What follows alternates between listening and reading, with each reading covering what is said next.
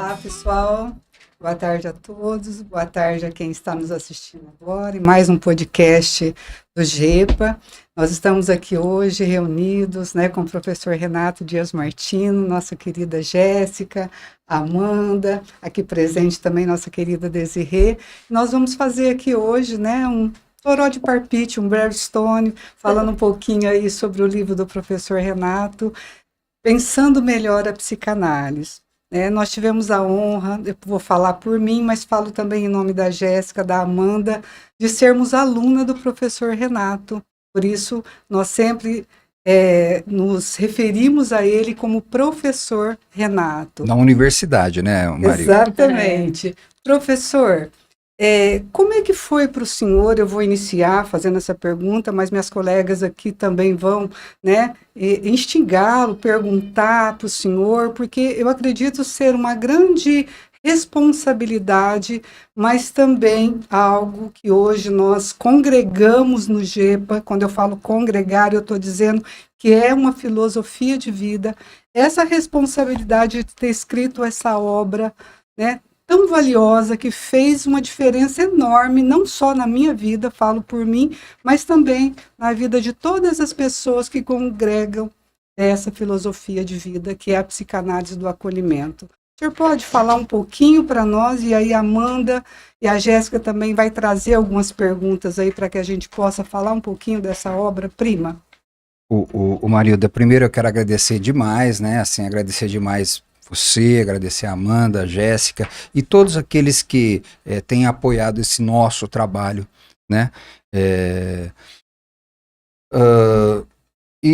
assim, é um motivo de alegria muito grande. Nós estamos aqui, na realidade, a Marilda tinha cogitado a ideia da gente fazer alguma coisa, assim, no sentido de um modelo, uma live ou alguma coisa nesse sentido sobre esse livro, e aí eu falei, por que a gente não faz um podcast, E convida a Jéssica e a Amanda também. E aí a Marilda falou, vamos convidar então mais a Amanda e a Jéssica para a gente enriquecer essa ideia.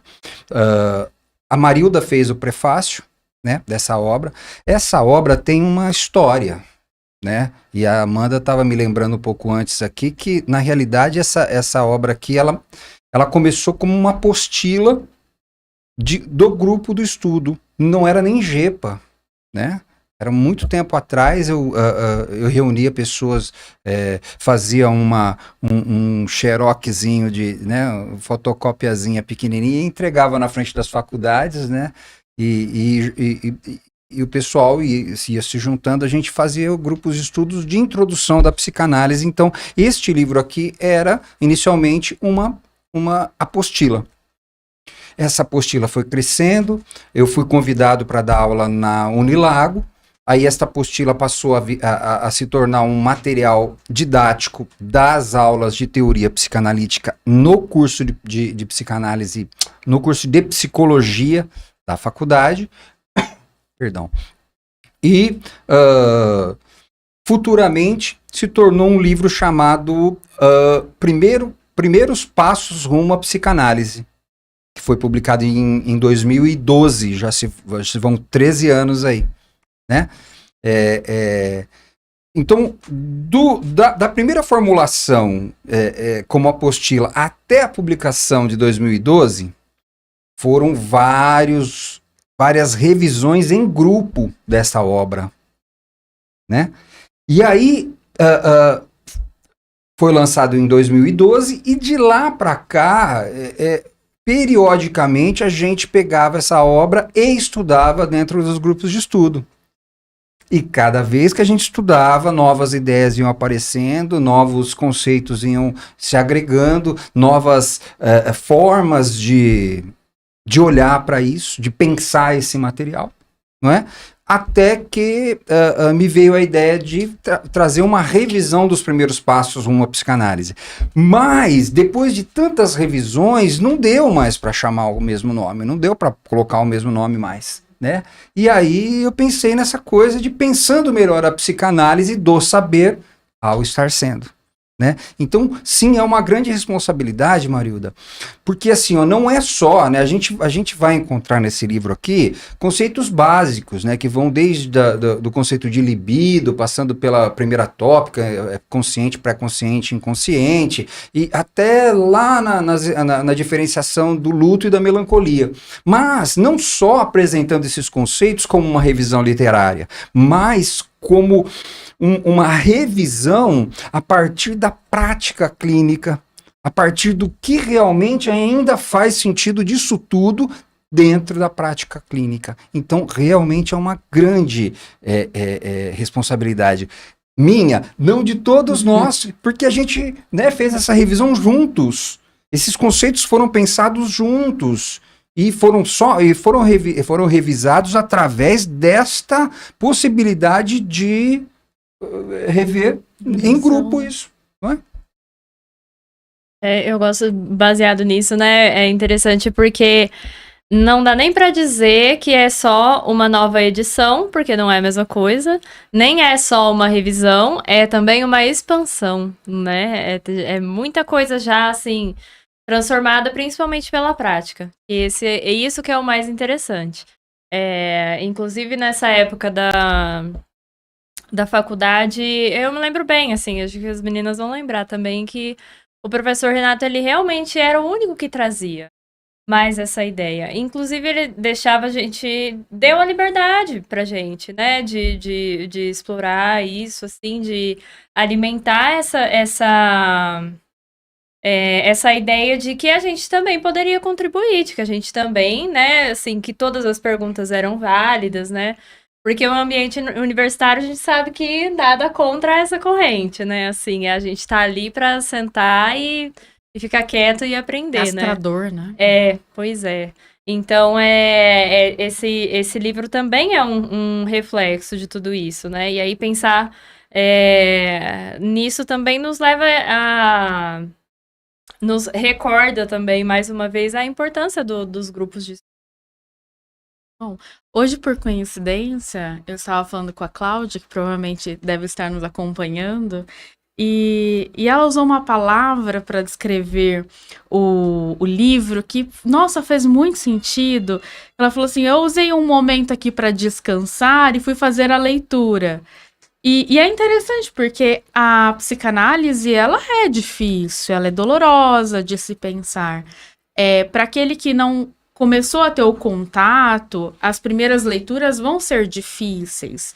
Mas a linguagem que está nesse livro, ela é muito acessível, porque é uma linguagem, de novo, ali da experiência, né? E a Amanda trazendo sobre os nossos percursos ali na universidade, quando o professor Renato começou a nos apresentar essa psicanálise mais acolhedora, que trazia ali, muito, muito fresco ainda, né? Todos temos uma psicanálise que podemos contribuir, todos nós podemos trazer conceitos, pensar, expandir, os nossos pensamentos são válidos, então isso fazia muita diferença. É claro que nem todas as pessoas vão dar conta disso, né? Alguns vão conseguir expandir e outros vão precisar do modelo mais fechadinho, e tá tudo bem. Então, esse livro é uma oportunidade de expansão, e para aqueles que estão vendo da psicanálise, também concordo com a Cláudia, é um descanso. Você poder encontrar ali coisas que te fazem sentido com aquilo que a gente vive, com aquilo que a gente ouve, com as nossas relações. Achei muito interessante essa contribuição. É bacana, Jéssica, o que você trouxe, e a Amanda também, porque o professor Renato, ele fala que logo antes mesmo de iniciar, aqui na capinha do livro ainda, ele traz que para aquele que não estiver praticando, né, essa psicanálise do acolhimento, ele vai estar somente praticando uma psicanálise teórica. Então, assim, quando nós não praticamos para além da nossa clínica também como uma filosofia de vida, dificilmente né, eu consigo entender esse conteúdo, por mais simples que ele seja. Eu coloco até aqui no prefácio que é como, né, a cartilha suave, né, o caminho ali onde a criança está começando a ser alfabetizada. E é muito interessante, professor, porque o senhor traz essa psicanálise, não sendo uma psicanálise, né, que a gente fala só teórica, mas também essa psicanálise que a gente fala eletizada, uma psicanálise, né, que o Freud iniciou, mas o senhor traz aqui que ela já vinha antes ali, né, Schopenhauer, o senhor cita Kant, o senhor cita aqui vários filósofos que, quando nós entramos em contato com esse material do livro, é como se existisse um caminho que eu ainda não tivesse, que eu não fosse ainda capaz de perceber. E estar de acordo com o que o senhor expande é algo que é nutridor para o nosso dia a dia. E eu gostaria de perguntar algo para o senhor, que eu vou ser ousada nessa pergunta, por e favor. gostaria que as minhas colegas também me ajudassem. Nessa psicanálise do acolhimento, né, da qual nós do GEPA congregamos e praticamos, né, pelo menos é um movimento diário na nossa vida, existe a possibilidade dessa integração do sujeito. Então, eu posso, né, perguntar para o senhor que essa psicanálise do acolhimento é uma religião, partindo do pressuposto que religião é religar o homem novamente com o seu verdadeiro eu. É uma pergunta. Sem dúvida. Olha só, marido, uma pergunta muito interessante e pertinente, né? Porque assim, a palavra religião, ela se perdeu. Uhum. Ela se perdeu, como várias palavras dentro do nosso vocabulário, do nosso idioma, foi se deslocando, se desfazendo da sua semântica original, né? Daquilo que daquele intuito que ela foi criada, né, para nomear certa experiência, e ela foi se desviando disso. A gente poderia passar uma tarde aqui falando de inúmeras palavras que, inclusive, a gente usa, né, dentro dos grupos de estudos que foram se perdendo do seu intuito original. Relativizada, justamente, assim, convenientemente relativizada, né, Amanda? Então, a religião é uma dessas. Então, quando a gente fala de religião, a gente está falando de religação, né? Da possibilidade de se religar. Se religar a quê? Se religar a si mesmo e se religar ao todo, né? Que inclui o outro. Então, se nós estamos falando da possibilidade de se religar com partes do eu e religar ao outro, sem dúvida, a psicanálise pode ser uma religião, né? E vamos para além disso. Uma religião que, diferente de Freud, que tinha todos os seus traumas e acabava excluindo a entidade ou a presença de Deus, nós incluímos isso. Né? Então, estamos de acordo com essa possibilidade que vai para além desta ideia de Deus como uma criação do homem, mas estamos de acordo com um Deus que o homem criou. Desculpe. Não estamos de acordo com um Deus que o homem criou, mas sim um Deus que criou o homem. Então, sem dúvida.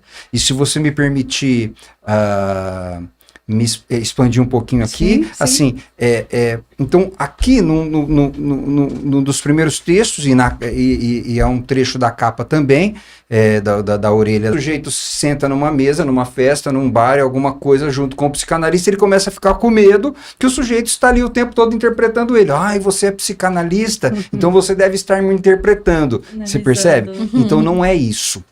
O papel do psicanalista vai muito para além do que ficar interpretando os outros. Mas nós estamos falando de um continente para acolher aquilo que está disponível a ser acolhido.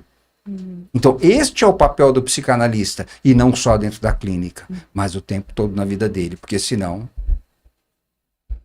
É a proposta da filosofia de vida, né? E isso é intrínseco mesmo, não tem como, né?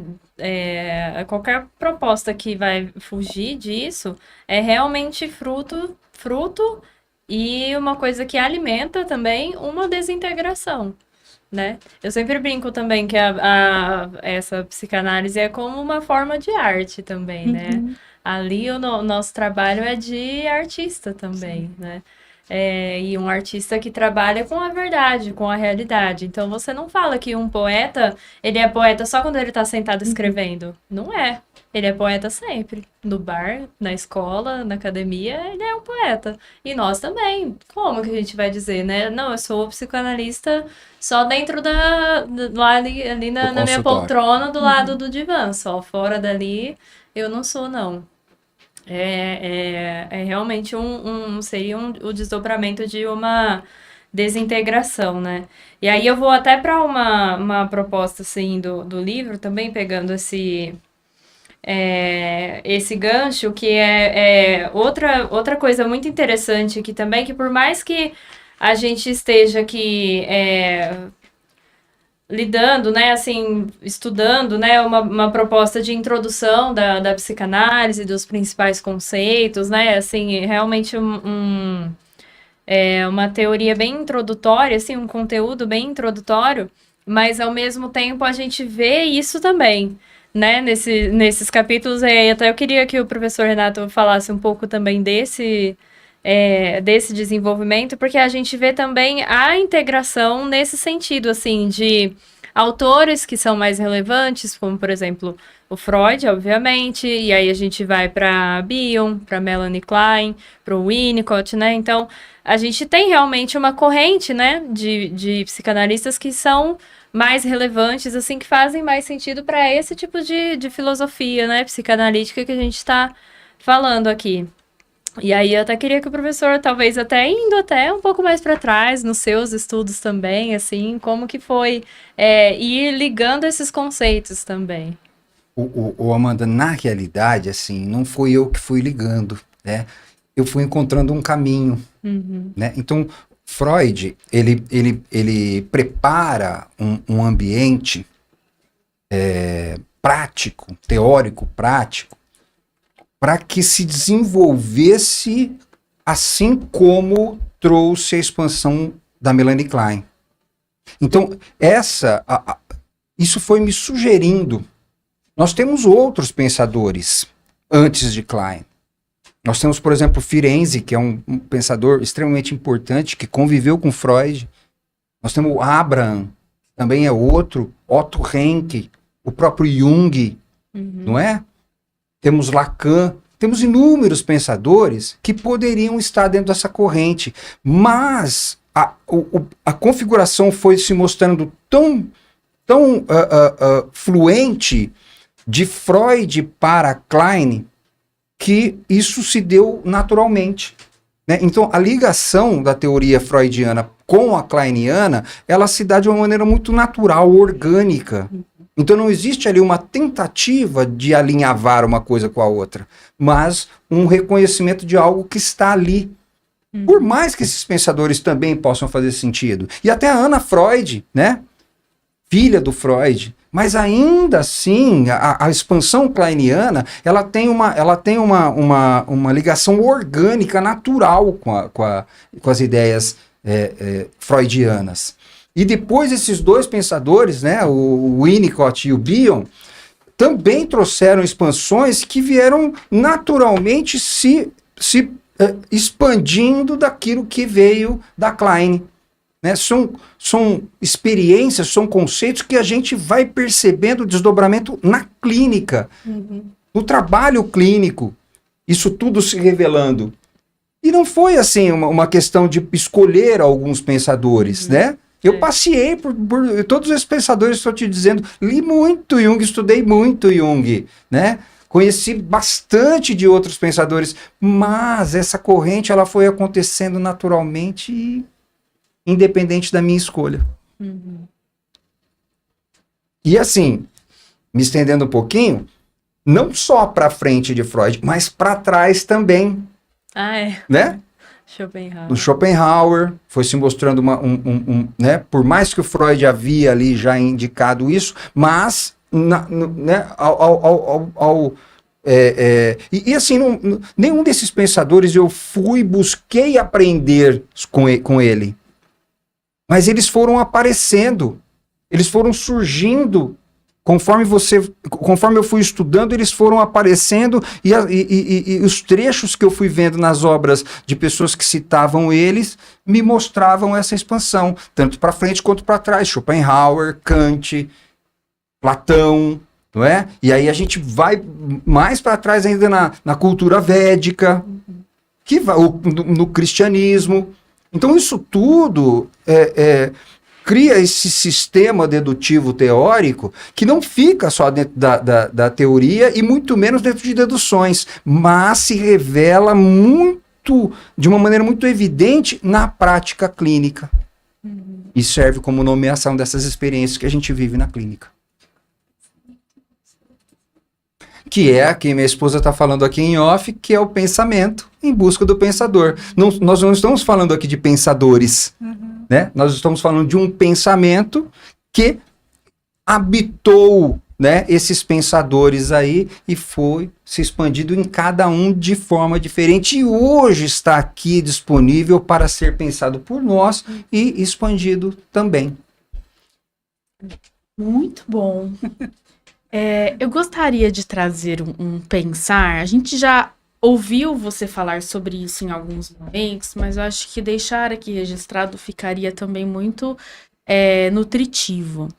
Nós tivemos a oportunidade de chegar durante a tua caminhada, mas você já havia vivido muitas experiências com outros profissionais e nós já recebemos esse acolhimento.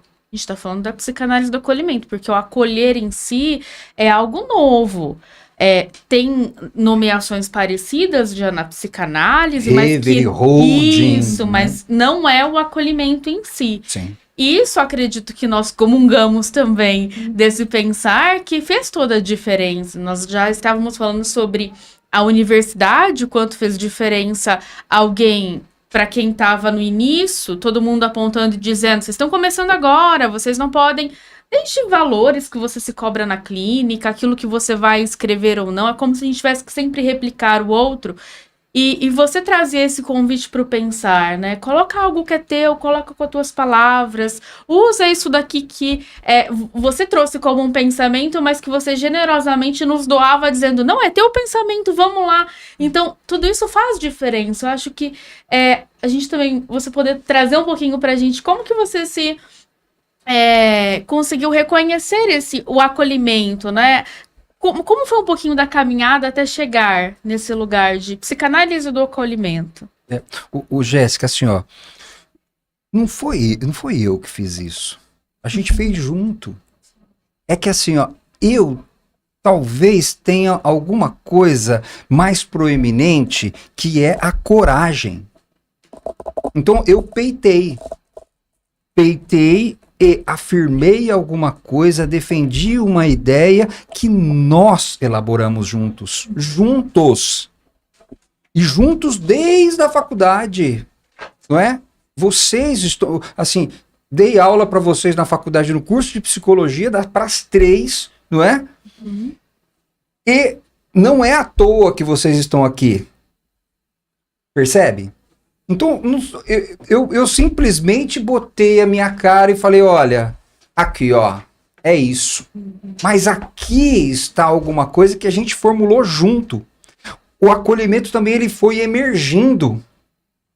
Não foi assim, olha, eu acho que é o acolhimento. Não, ele foi aparecendo.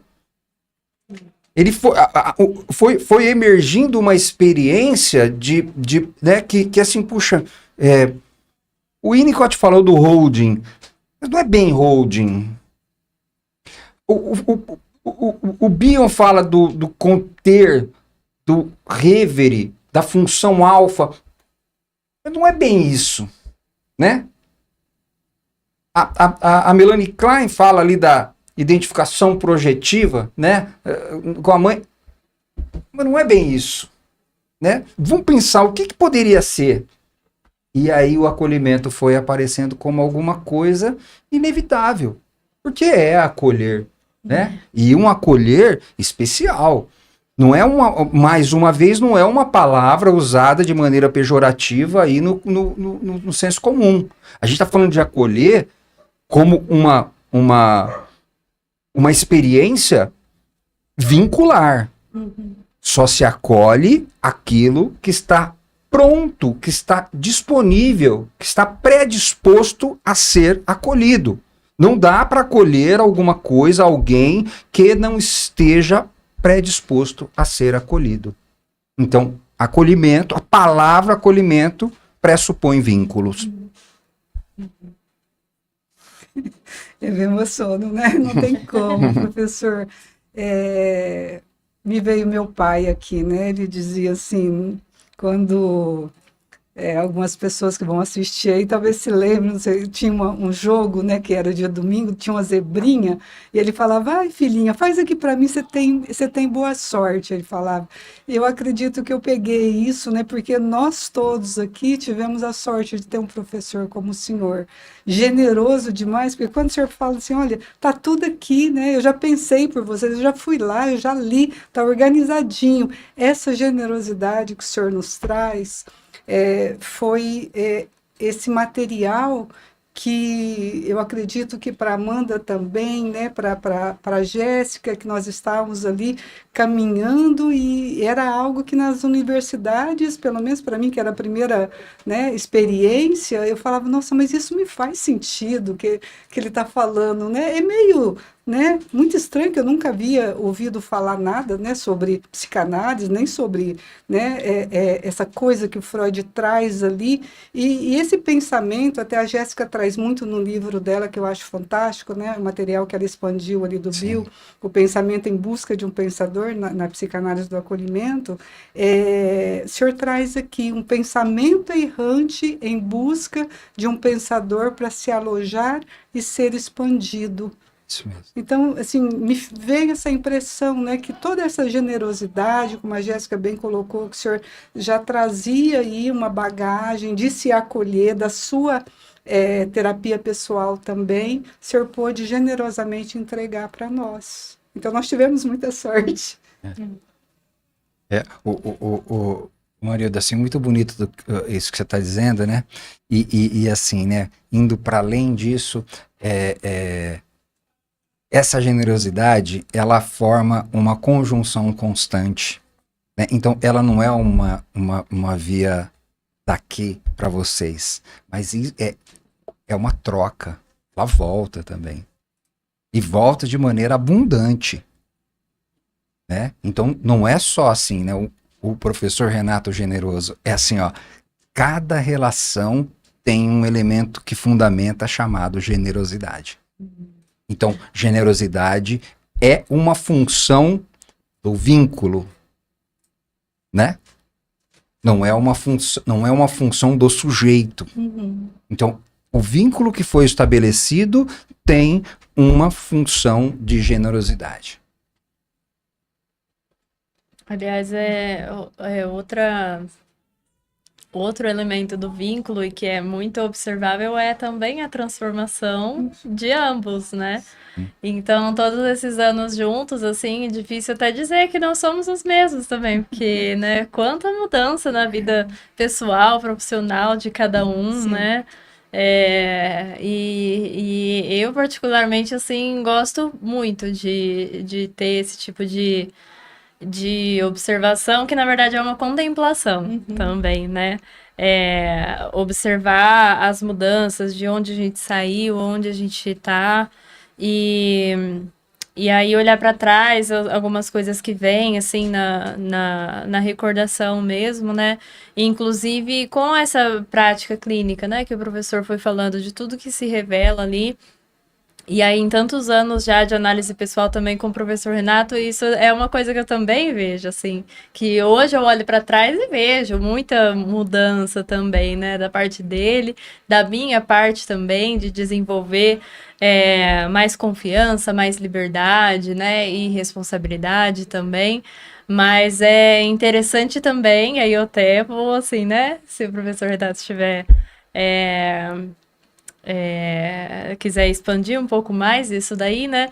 Mas a própria prática clínica mesmo, né? Porque eu lembro, assim, de como, assim, olhando para trás, né, numa linha do tempo, é bem observável, assim, para mim, pelas coisas que eu lembro, assim, o quanto realmente a teoria, ela não deixa de estar presente, mas ela vai dando lugar para elementos mais nobres, assim, e fica em segundo plano, né, fica como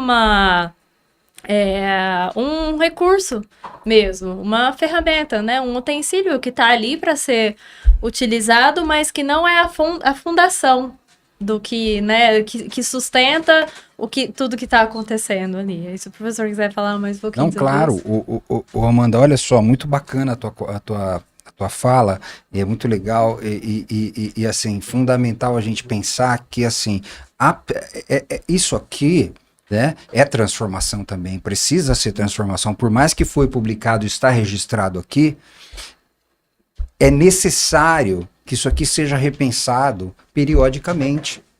Então a gente precisa repensar isso o tempo todo. A psicanálise viva é uma psicanálise repensável. Então precisa ser repensada periodicamente, precisa ser repensada a cada nova ideia que surge, e estas ideias é que vão trazendo a vida para isso. Vai trazendo um enriquecimento para isso. Então, vou dar um exemplo muito claro. Nós estamos falando de conceitos básicos da psicanálise. Então, vou dar um exemplo de um conceito básico que corajosamente foi revisto aqui. E por que corajosamente? Porque é claro que vai esbarrar que muitos outros pensadores vão contradizer isso e vão até dizer: você está sendo arrogante de propor uma coisa dessa. Então, vamos falar do retorno do reprimido. Então, normalmente, nas literaturas psicanalíticas, a gente vai encontrar que o elemento que tenha sido reprimido, ele retorna ao inconsciente. Mas na prática clínica se revela inadequada essa fala. Por quê? Porque uma vez que retornou-se um elemento que não conseguiu encontrar lugar no mundo externo, ele já não cabe mais no inconsciente também. Assim como lá no mito da caverna, o sujeito saiu da caverna, ele não consegue mais se adaptar lá dentro.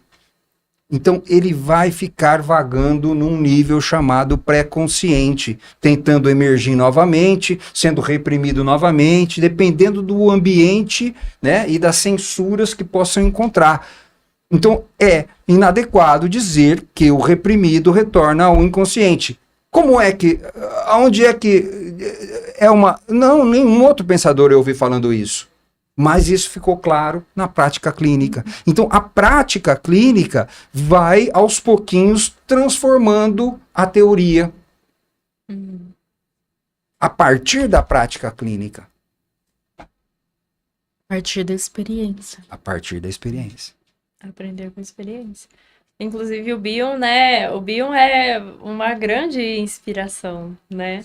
Até pela coragem dele também, não só pela teoria, né? Sim. O professor sempre recorda isso também, porque ele também teve a coragem de fazer isso, né? Publicar ali pensamentos, né?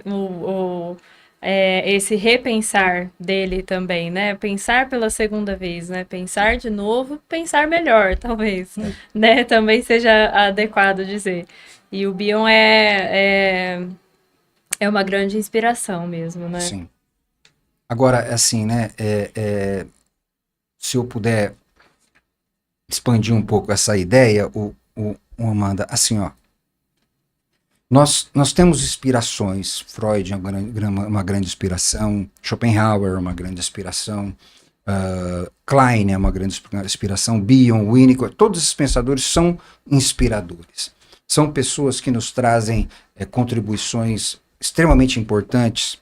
No entanto, e eu falo um pouco disso nesse livro, e outros livros também eu tento colocar isso daí, no entanto, existe uma dificuldade enorme dentro de uma linguagem muito erudita, rebuscada e desnecessariamente complexa.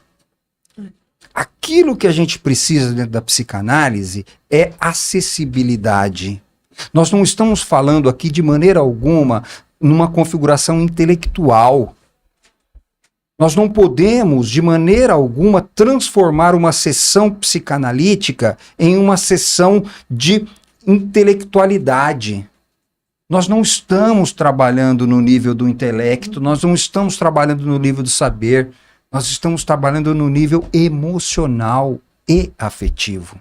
Então, para que a gente possa acessar o emocional e o afetivo, não carecemos de ideias rebuscadas ou eruditas. Então, é muito importante que a gente consiga ir desintoxicando a psicanálise dessa linguagem pesada.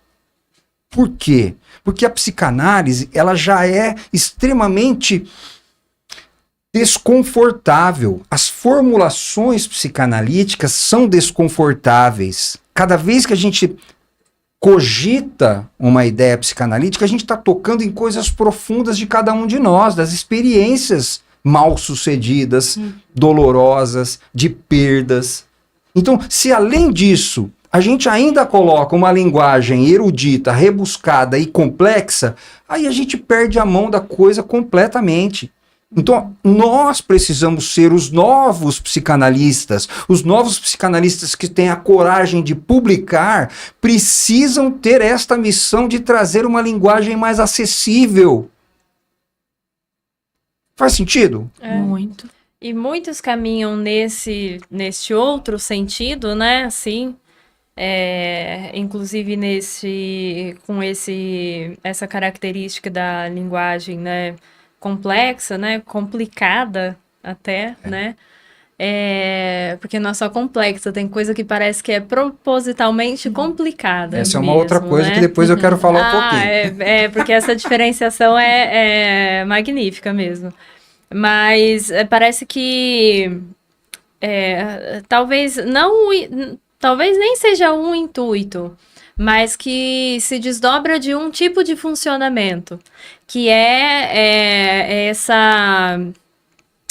acaba trazendo consigo uma proposta de realmente colocar o psicanalista em um pedestal, né, de dar áreas de superioridade, de ser muito intelectual, de saber demais, de poder analisar todo mundo, inclusive quem não está ali disposto a ser analisado, né? Diagnosticar, apontar o dedo, não é isso? Pois é, com base assim, em julgamentos muito vazios, muito superficiais, que realmente... Porque a subjetividade do sujeito só pode ser, assim, eu ia falar conhecida, mas não é conhecida, mas acessada, né, assim, através de uma sensibilidade que só acontece se o sujeito der a liberdade, né, e o Bill, inclusive, fala sobre isso, né, que isso só acontece se o paciente vier, senão não tem nem paciente, né. Então, o professor Renato trazendo essa ideia me fez ter essa iluminação, assim, e a vontade de falar sobre isso, porque é uma coisa que a gente vê muito, assim, na contemporaneidade, né? Falta generosidade, falta humildade, porque, né, eu quero estar lá em cima, quero... apontar o dedo para as pessoas e tudo está nelas e nada em mim. Na verdade, nos professores da universidade a gente via isso também, assim, né? Principalmente falando sobre diagnóstico, não sei o quê, aquilo ali dá uma coisa, sabe? Não, o problema tá ali, não tá aqui em mim, não. E isso vende, né? Essa que é a questão. O grande problema, né, Amandinha, que assim, das universidades é que assim, ó, o sujeito que se ocupa da prática clínica acaba não tendo tempo para estar dentro do meio acadêmico.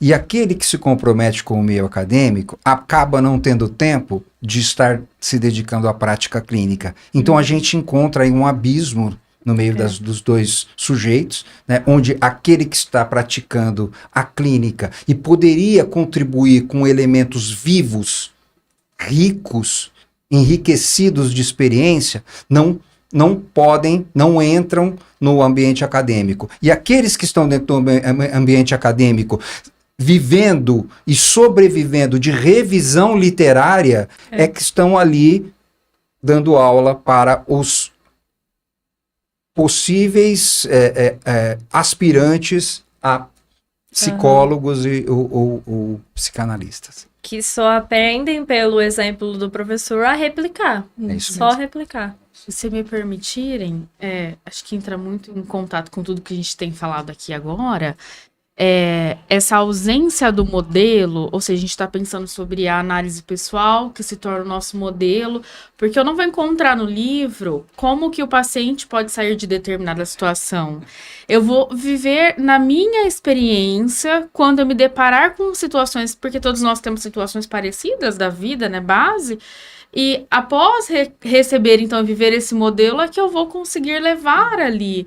Muitas vezes a gente pode estar vivendo um momento de dificuldade na própria análise, levando para pensar, e ao mesmo tempo auxiliando outra pessoa que esteja vivendo coisas que são parecidas, mesmo sem eu ter conseguido, vou colocar resolver, mas não como uma completude, mas resolver aquilo que isso está sendo trabalhado ainda. E aí, olhando aqui a nossa dinâmica de hoje, né, e dentro daquilo que eu estava pensando que eu trouxe para pensar sobre o acolhimento, o modelo do GEPA, ele sempre se apresenta assim. A gente tem a Desirê que está aqui, está tirando foto e está ajudando, vamos ver os comentários. Hoje a gente tem o suporte aqui do Guto. Tinha esquecido o nome, perdão, do Guto aqui para nos auxiliar, mas esse modelo sempre esteve presente nos eventos, vai estar presente, nós estamos falando sobre pensar melhor a psicanálise através dessa revisão, e vou abrir aqui em andemão que nós vamos ter um curso do GEPA que vários integrantes vão poder contribuir ali e também repensar aquilo que já está pensado aqui, trazer uma expansão ali para cada encontro durante todo esse ano de 2025. Então, assim, quanto é importante os modelos de vínculos. Se eu quero viver e entender a psicanálise do acolhimento, eu vou precisar olhar para as relações, para os laços afetivos que eu estou nutrindo. Porque dentro da universidade é sempre aquela coisa de competição instigada. E para o professor também não é diferente, né? E quando a gente sai desse modelo e passa a vir para o grupo que é aberto, o GEPA, qualquer pessoa que estiver disponível será muito bem-vindo. Agora, nem todos vão dar conta de permanecer na dinâmica que traz responsabilização. Porque quando o professor diz assim, olha, esse daqui é um modelo que você pode utilizar, ele não vai lá e faz por nós. Né? Então, ele traz para que a gente tenha um movimento ali. Eu te dou alguns instrumentos, mas você... Como que é o ditado? Eu te dou a vara de pescar, mas é você que vai fazer a pescaria. E é um modelo de acolhimento real. Em vez de dar o peixe, ensina a pescar. Isso, obrigada. E bacana, né, Jéssica? Só pegando, né, essa fala sua, é que a gente se propõe a fazer juntos. Vamos fazer juntos. Olha, vem participar do meu grupo, como um dia generosamente você fez comigo, né? Como a gente faz com todos ali que, né, vem e começa a se juntar e a gente fala, não, vamos fazer. Então, esse livro realmente, ele é uma possibilidade, né, professor, o senhor pode confirmar isso, que qualquer pessoa que não tenha tido contato nenhum, né, com a psicanálise, né, rebuscada, uma psicanálise muito teórica, vai entender essa linguagem, que eu acredito que é o primeiro passo, né, para começar ali a buscar a sua análise pessoal. Isso mesmo. E aí Pode falar, por favor. Eu ia ler alguns comentários, pode Então, deixa eu ler. só retomar a ideia do complexo e do complicado, né? Maravilhoso. Que é a questão assim, né? Dentro da vida, nós temos o complexo e o complicado. O complexo é aquilo que, na sua concepção, tem uma configuração que não é simples. O complicado é aquilo que foi complicado, que era simples, mas se tornou complicado por uma intervenção externa. Então, muitas vezes o sujeito ele complica a vida para não reconhecer aquilo que é complexo. Muitas vezes o sujeito ele cria uma atmosfera, ele cria um ambiente complicado na vida dele para não reconhecer e se responsabilizar pela complexidade da vida, porque a vida é complexa. Porque o complicado, ele pode descomplicar. Então, ele acaba se sentindo onipotente, porque se eu descomplicar, a coisa fica tudo bem. Eu gosto de lembrar da ideia do Édipo. Então, quando o Édipo vai entrar em Tebas, a esfinge barra e traz para ele um enigma. Não é isso? O enigma é o complicado. E ele descomplica. Ele mata o enigma. Ele mata a charada. Mas quando ele entra em Tebas, tem uma situação complexa, que é a questão de que ele havia matado o pai dele e casado com a mãe. Esta complexidade ele não poderia descomplicar. E pela desnutrição do ego vem a arrogância com Tiresias. Justamente. Porque não estava trazendo a realidade para ele. É bem isso. E a arrogância dos nossos profissionais fazem com que eles se compliquem, fazendo palavras complexas para se sentir A questão é assim, se eu não posso me fazer entender, eu vou confundir. Então, muitos psicanalistas, eles trabalham desta forma. Eles complicam a linguagem para esconder a sua ignorância. E aí, com uma linguagem complicada, eles passam a impressão de intelectualidade. Inacessível, né? Inacessível. Coloca uma distância muito grande. Isso. Mas porque aí também vem esse lugar de estar aprendendo. Muitas vezes trazendo a sessão de análise como algo que o outro está doente e busca por ajuda. Eu tenho conhecimento da psicanálise, então, né, estou acima da população. É isso mesmo. E a nossa proposta é diferente, onde eu sou paciente, né? Eu sou ciente da minha dor, vou aguardar e vou buscar pela minha dupla para também crescer. E quando nós nos propomos a estar na posição diferente de analistas, a gente está ali aprendendo com o paciente e não no lugar de ensinar nada, né? É uma troca mútua que é generosidade, é o acolhimento, acho que tudo isso vai criando essa atmosfera de transformação. Eu vou ler agora alguns comentários que colocaram aqui. A Camila e o Roberto colocaram que entenderam muito através dessa perspectiva do novo livro.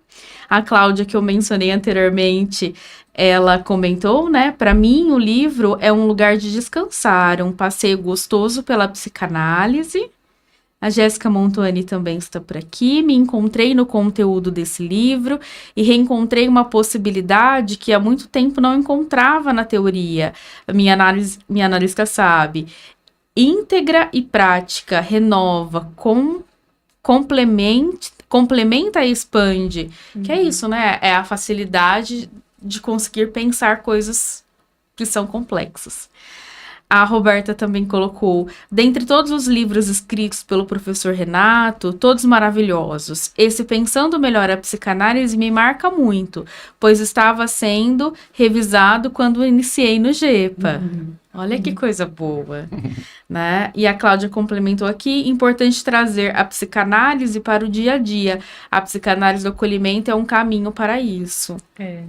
Muito obrigada a todos que interagiram conosco. Deixa eu só lembrar que, assim, esse ano a gente vai ter, então, a gente já está montando, né, um curso com os capítulos do livro, né? Cada integrante que se dispõe vir para Rio Preto, que a gente vai fazer híbrido, né? A gente vai fazer presencial e online, vai ministrar um capítulo, né? Como um módulo desse curso. Que aí vai durar bons meses aí, não é? E além disso, eu queria me disponibilizar a enviar o PDF do livro gratuitamente para quem entrar em contato comigo nas redes sociais, Instagram, Facebook, YouTube, TikTok. Aí vocês me encontram aí, me mandam uma mensagem inbox e eu envio para vocês gratuitamente o PDF do livro, e quem quiser comprar ele impresso, também posso enviar pelo correio num valor bem acessível. Autografado. Autografado. Eu acho que a gente pode já ir se despedindo aí, encerrando. Fiquem atentos, então, né? Logo a gente vai começar a fornecer já as informações sobre o curso, né? Sobre as inscrições, e vai ser um trabalho muito bem elaborado, né? Inclusive partindo de outro trabalho muito bem elaborado e muito expansivo, e inclusive fica esse convite para participarem, né? Do grupo, não sei em qual que tá ali. Para participarem do curso, e justamente com o mesmo objetivo, continuar expandindo. Essa sempre vai ser a proposta, né, que o professor Renato, como precursor, né, iniciou o curso, né, o caminho para a gente, abriu esse caminho, e a gente está aqui sempre disponível para isso mesmo, né, para continuar caminhando nesses passos que possam contribuir para a vida cotidiana, né, para o dia a dia, mas também para o crescimento pessoal e profissional, né, para a prática clínica, enfim, para tudo isso. Então, eu agradeço, né, por estar aqui com vocês, né, é sempre enriquecedor, mas não só enriquecedor e expansivo, é sempre muito agradável, né, estar com vocês, sempre fico muito contente mesmo. Obrigado a todo mundo que assistiu agora, que comentou, né, perguntou, e quem for assistir depois também. E é isso. Muito obrigada. Eu gostaria de agradecer, né, mais uma vez ao professor Renato, né, querida Desirê, que está aqui presente, a Jéssica, a Amanda, agradecer a todos vocês, quem vai assistir depois, né, quem está nos acompanhando. E eu gostaria, assim, de dar um breve, como a gente fala, né, testemunho do que a psicanálise antes, né, de eu conhecer a psicanálise, e agora, depois de 14 anos aí junto, né, o professor Renato pega na nossa mão mesmo e fala, vamos caminhar juntos, e esse crescimento não só, né, é um crescimento da prática clínica, mas um crescimento como um ser humano, um crescimento como alguém que hoje é capaz de se acolher e acolher as pessoas, né, da qual nos procura, e dizer que o livro realmente, mais uma vez, o professor Renato se coloca, né, à disposição de mostrar mais uma vez a sua generosidade, olha, enviando para vocês PDF ou até mesmo livro. Então o GEPA, ele tem essa característica, né, de agregar, né, trazer as pessoas para perto, para que todos possam aí, através do seu trabalho, da sua análise pessoal, crescer e dar sua contribuição para o todo. Então, só quero agradecer mais uma vez. Obrigada a todos. Também gostaria de agradecer esse momento que é nutritivo, a gente sai com o coração quentinho, com a mente vai borbulhando agora, né, para a parte criativa. e desejar um bom ano a todos. Aqueles que quiserem chegar e fazer parte do GEPA serão muito bem-vindos. E para aqueles que estão aqui, só agradecer mesmo a parceria, que sempre estão nos acompanhando, né? E também nos nutrindo com a participação. Nós esperamos vocês no curso. É isso. Quero agradecer a Marilda, Amanda, a Jéssica, minha esposa companheira, que está aqui presente em off ali, o grande Guto, que nos recebe sempre aqui no Lola Sounds. Quem estiver em São José do Rio Preto e quiser montar um podcast, pode vir, que aqui toda a tecnologia, toda a competência de um técnico como o gabarito do Guto, que nos recebe sempre aqui, e com certeza vocês vão ter, durante esse ano, aí, vários podcasts aqui nossos, né, assim, com o comando aí do Guto. E agradecer a todos que tiveram presente aí, que vão assistir depois essas reflexões aqui. Quero mandar um beijinho também para minha mamãezinha que está assistindo lá em casa, meu papai que está assistindo lá em casa, né, e é isso aí. Até a próxima, pessoal. Até a próxima. Fiquem Tchau, com tchau. Deus. Tchau, tchau. Tchau, tchau.